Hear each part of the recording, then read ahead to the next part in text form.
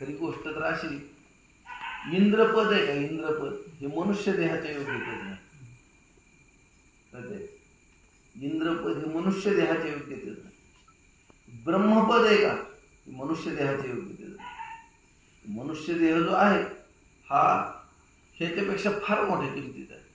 आता हा असला तुम्ही आम्हाला दिलाय म्हणल्यावर आम्ही ह्याचं काय करून घेतलं पाहिजे, म्हणजे लक्षात नाही बघितलं. लक्षात येत नाही म्हणून ऋषीमुनींनी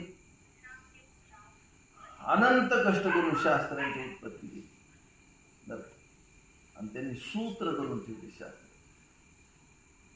आता आपल्याला सारखं गणित करायचं मला किती अवघड गेलं असतं.